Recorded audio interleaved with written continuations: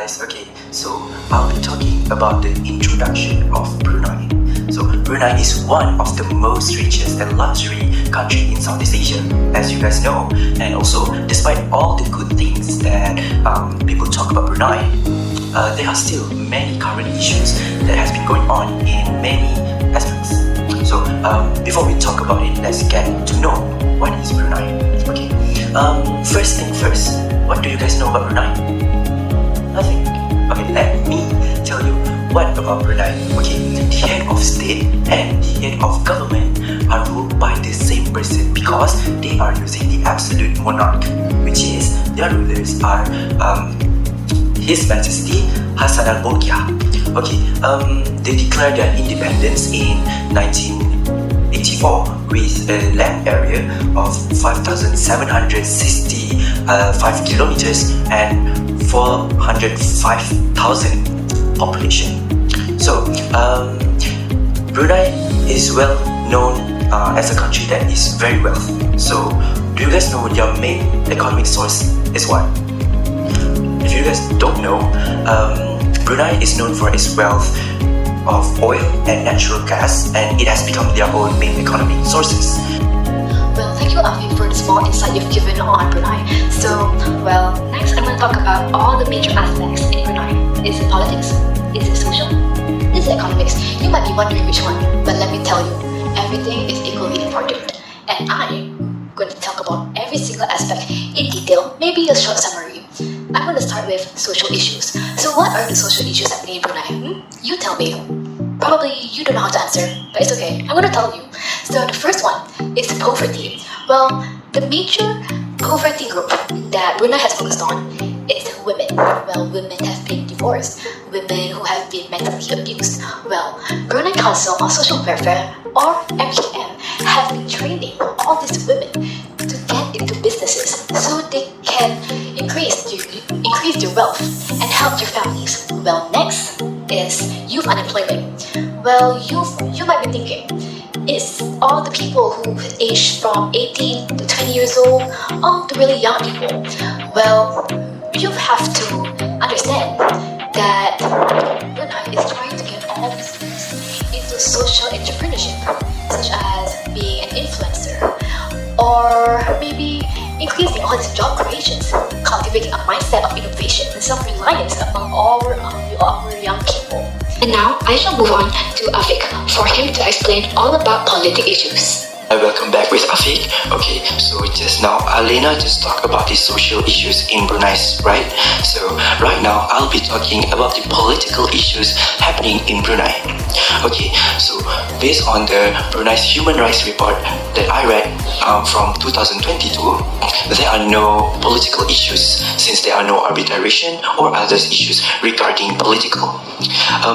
But there are more on the social issues actually.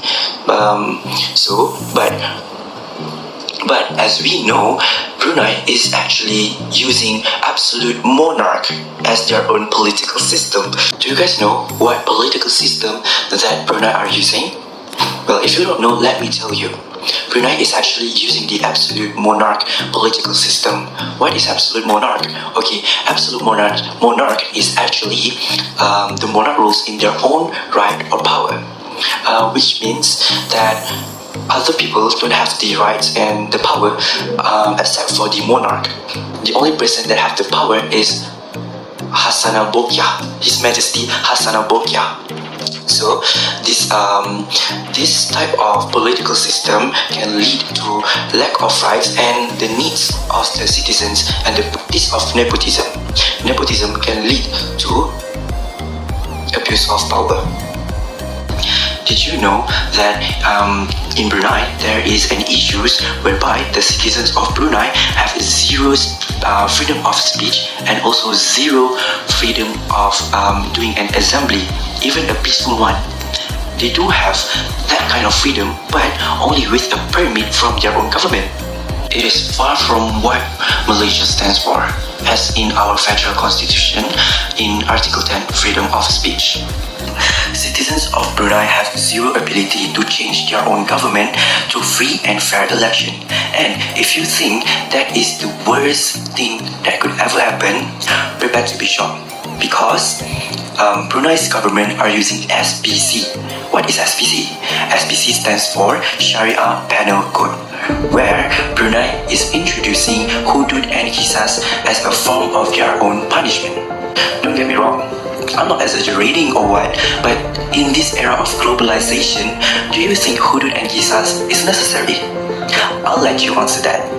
But as a Muslim, we know that hudud and qisas is mentioned in the Quran, so we have no rights to disobey what's in the Quran.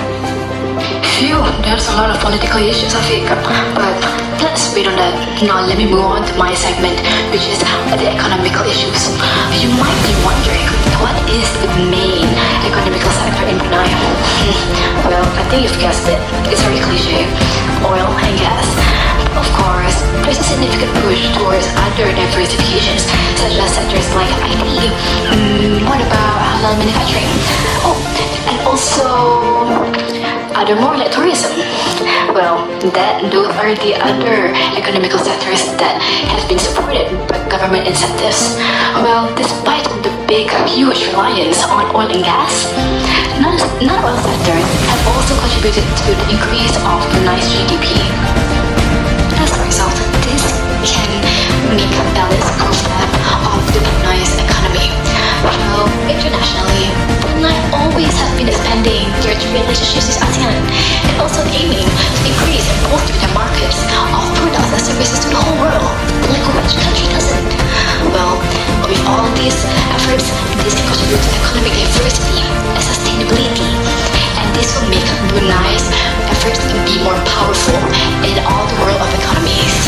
So, thanks to Afiq and Arlina for explaining about issues in Brunei. So, we are at the end of the video about Brunei. As we know, Brunei is one of the richest countries in the world.